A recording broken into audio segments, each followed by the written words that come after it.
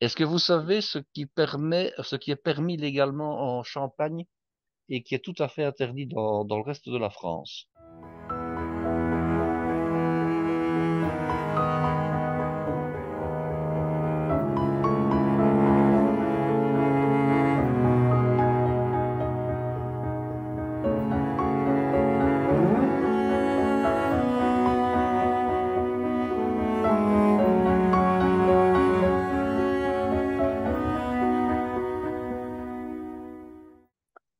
Chers amis qui nous regardez, qui nous écoutez, nous vous souhaitons le bonsoir avec Guy. Bonsoir Guy. Bonsoir Claude. Alors là, vraiment, Guy, tu nous as fait une assiette extraordinaire que tu as nommée Diamant rose et rubis de nos jardins. Mesdames, messieurs, admirez cette assiette. C'est presque, c'est un tableau, Guy. C'est Mais extraordinaire, cette oui, assiette. j'ai joué avec les couleurs, j'ai joué avec les goûts, j'ai joué avec les produits. Qu'est-ce qui se cache derrière ce titre un peu sibyllin, un peu accrocheur finalement? Ah, Pour le comprendre, il faut imaginer un jardin avec des choses qui poussent. hum, Alors, les recettes que je réalise pour le moment, je les fais à partir du domicile d'une amie qui a un petit jardin, un tout petit coin, hein, qui fait, je dirais, 5 6 mètres sur une dizaine. Donc, c'est vraiment un tout petit bout de jardin. Et dans lequel elle a planté des framboisiers, d'une part, et d'autre part, une ronce.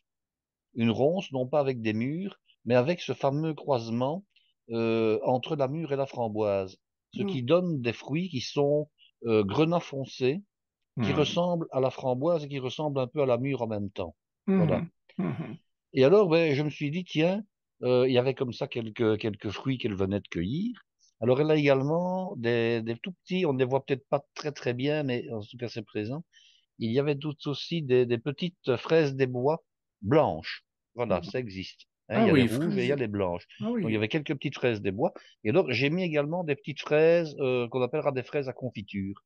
Oui. Alors, les fraises à confiture, ce sont ces fraises qu'on vend en deuxième période, je Hmm. dirais, de la fructification, qui donnent des fruits beaucoup plus petits et qui, par leur taille, je dirais, qui est jugée médiocre, servent généralement aux confitures. Et pourtant, ce sont des fruits qui sont extrêmement jolis, extrêmement parfumés. Et pour la recette ici, je trouvais que c'était formidable. Alors, de quoi avez-vous besoin pour réaliser cette recette-là? Mais des petits fruits rouges, hein. Alors, il y a donc à la fois, comme je l'ai dit, des framboises. Alors, ces fameuses Bramberries qui sont ce croisement entre la mûre et la framboise. Il y a des groseilles rouges. Il y Hmm. a donc des petites fraises des bois si vous en avez. Si vous en avez pas, ce n'est pas un drame. Et alors, un petit peu de fraises tout à fait traditionnelles. Une crème glacée. Ici, j'ai pris une crème glacée bêtement à la vanille, hein, de nouveau. Ah Elle se oui. trouve à peu près au centre de l'assiette. Ah oui, dessous la petite, Dessous le grappillon de groseille dessous rouge. la petite grappe, oui. Voilà alors, pour ne rien vous cacher, c'est une crème glacée à la vanille de régime, hein, avec très peu de sucre. Et Hmm. c'est très bien parce que finalement, euh, je dirais, il ne faut pas que ce soit trop sucré. Il n'y a Oui, pas besoin, pour une raison toute simple, c'est qu'il y a également des espèces de petits rochers roses. Je ne sais pas si vous les voyez, hein. oui. Euh, Ce sont des petits rochers, des tout petits biscuits en forme de très grosses gouttes finalement, Ah, ah qui viennent oui. aussi de France et de la maison Fossier à Reims toujours, D'accord, je et qui vois. sont roses. En fait, ce sont des meringuettes, de toutes petites meringuettes réalisées avec de la poudre de biscuits roses de Reims. Oui, oui, on Voilà, voit c'est ça ce là. qu'on voit Ah, là, voilà. oui, oui, oui, tout à fait. Alors, il s'agit tout simplement d'une recette de composition. Vous nettoyez vos fruits. Alors, je rappelle que, à part les fraises, ces fruits-là ne se lavent pas à l'eau parce qu'ils sont Hmm. extrêmement fragiles. On Hmm. les Ouais, vérifie. facile. Oui, Hein, oui, on vérifie qu'ils soient propres, oui, évidemment, qu'il n'y ait oui. pas d'insectes, qu'il n'y ait pas d'autres souillures. Hein. On les nettoie. Les groseilles rouges, par contre, on peut les passer à l'eau, il n'y a pas de problème. Hmm. On égrappe quelques-unes de ces petits grappillons, quelques-uns de ces petits grappillons de groseilles rouges, et on en garde au moins un par personne pour la présentation, de manière à ce que on puisse le mettre comme ça au milieu de l'assiette si Oui, on c'est en a joli. envie, hein, on n'est pas Oui, oui, obligé. oui, tout à fait. Voilà. Alors, j'ai réduit en poudre un tout petit peu de ces biscuits. Ces petites meringues, oui. J'en ai réduit quelques-uns en poudre et j'ai même également utilisé un tout petit peu de pistache Ah, moulue également. On la voit, hein, oui, qui a servi à parsemer l'ensemble. Donc, ouais. comment construit-on cette assiette-là? On commence par mettre les fruits, hein, et on essaie de disposer les fruits harmonieusement pour que Mhm. ça fasse une espèce de patchwork, de tableau un Mhm. peu comme ça, surréaliste, où il y a de tout partout. Mais ne croyez pas, ça a l'air comme ça d'être un fameux fouillis. En réalité, tout a été pensé au niveau de l'emplacement, hein. Je mets les fruits un à un, euh, vraiment un à un. Je ne prends Oui, pas la cuillère, faire une espèce de salade de fruits dans un plat et puis mettre à la oui, louche, hein. oui. Oh, Chaque fruit, ça se voit. non, non, chaque fruit a été placé de manière à ce que ce soit harmonieux. Mon Mhm. ancien patron, qui est décédé maintenant, disait toujours, il faut faire un désordre arrangé et Oui, l'expression était bien là. un cafard C'est-à-dire que Naon. on a l'impression que c'est un fouillis, que c'est n'importe quoi, alors qu'en réalité, tout a été placé de manière judicieuse. Si vous regardez bien les fraises, par exemple, elles se trouvent réparties Mhm. harmonieusement, je Mhm. dirais, sur tout le pourtour de l'assiette, et ainsi pour tous les autres Absolument. fruits. Les Donc ça, c'est pétales aussi de une rose question, aussi, oui. oui, oui, oui, c'est une question de, comment dirais-je, d'esthétique, c'est de mettre tout à la bonne place, hein, Mhm. et de bien répartir pour que ce soit, je dirais, quelque chose qui donne l'impression d'être uniforme malgré tout. Oui. Donc, vous placez d'abord tous vos fruits et vous laissez un petit creux au centre qui va vous servir à mettre la glace. Maintenant, si vous aviez omis de laisser un creux, ce n'est pas grave, vous mettez à ce moment-là la glace au centre, mais vous la mettez au-dessus en évidence, hein, bien entendu. Mhm. Mhm. Alors, qu'est-ce que j'ai également utilisé? Un petit bouquet de citronnelle, qui est la petite feuille, le petit ensemble de feuilles vertes, hein. Je prends Ah une oui, sommité de citronnelle là-bas. Vous n'en d'accord. avez pas, vous mettez de la menthe Oui, éventuellement. oui, oui. Vous n'avez rien du tout, vous ne mettez rien. Mais je vais dire que Oui. ici j'avais de la citronnelle, j'ai mis de la citronnelle. Et puis quelques pétales de rose rose qui vont, je dirais, harmonieusement compléter au niveau des couleurs. Alors, est-ce que ça se mange? Ben oui, ça se mange, hein. Il y en a 5. Et c'était en plus de toutes petites roses, donc c'était vraiment des pétales qui sont gros comme l'ongle d'un doigt en fait, Oui, hein, oui, oui, oui, oui. comme le bout d'un doigt. Ouais. Alors une fois que tout ça a été mis, j'ai assaisonné. J'ai assaisonné avec quoi? Avec tout simplement un mélange fait d'un petit peu de jus de citron et de sirop. Alors je vais vous donner la marque, hein, c'était du sirop Tesser aux fraises. Ah Voilà, tout oui, simplement. d'accord. Vous auriez pu prendre à la framboise, vous auriez pu prendre à la grenadine, vous auriez pu prendre framboise canneberge qui existe. Mhm. Voilà, vous assaisonnez avec un tout petit peu de sirop. Vous n'en avez pas, imaginons, hein, vous n'avez pas ni sirop, ni grenadine, ni rien, mais vous mettrez tout simplement un peu de sucre, un petit peu de jus de citron, ça va fonctionner Oui, également, hein. oui, oui. Alors, le sucre que j'emploie, ce n'est pas du sucre glace traditionnel, c'est comme d'habitude du Rafti-Snow, qui est un sucre qui permet de rester apparent, même sur un produit légèrement humide, hein. C'est un Ah oui, sucre dont la composition, elle n'est pas secrète, hein, mais c'est un sucre dont chaque grain, qui est tout petit, puisque c'est du sucre glace, hein, c'est vraiment des grains qui sont plus petits que le millimètre, hein. Chaque grain est enrobé d'une mini couche, d'une fine couche de matière grasse, qu'on ne sent Hmm. pas tellement elle est fine, hein. Et c'est un Rappelle, brevet qui avait été déposé par la société belge de sucre Tirlemont. C'était je dirais maintenant, ça a été copié parce que je pense que le brevet est tombé en ouais. désuétude, hein. Tu peux C'était au rappeler départ.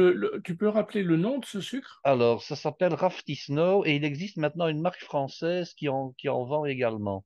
Alors, Ah, Rafty Snow, ça s'écrit Rafty-Snow, comme la d'accord, neige. d'accord, très bien. Alors, le problème, c'est que c'est réservé aux professionnels au départ et que c'est vendu en sac, je ne sais plus si c'est 2,5 kg ou si c'est 5 kilos. Ah Par oui, contre, là où je vais, je l'achète en boîte parce qu'ils le déconditionnent et ils le vendent en boîte, je crois que c'est d'1 kilo. Alors ça, c'est oui, ça va mieux, hein. parfaitement faisable de Oui, l'acheter oui, pour, oui.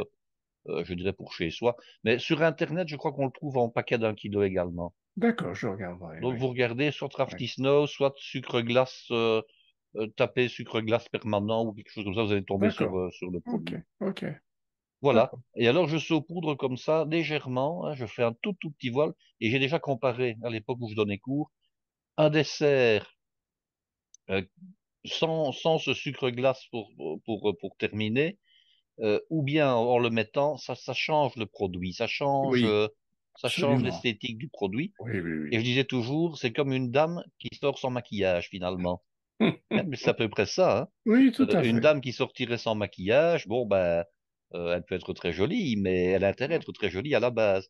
Tandis qu'en Oui, mettant un peu de maquillage, ça termine le produit. Alors ici, donc après ça, pour que ce soit visible, là vous saupoudrez qu'un tout petit peu, l'équivalent d'une grosse pincée, de pistache broyée, de pistache Mhm. moulue, Mhm. pour mettre un tout petit peu de verre, qui va rappeler le vert de la queue du grappillon de groseille et le vert tendre de la citronnelle. Donc vous avez une harmonie à la fois de rose, de rouge, de grenat et un peu de vert qui s'associe au plat.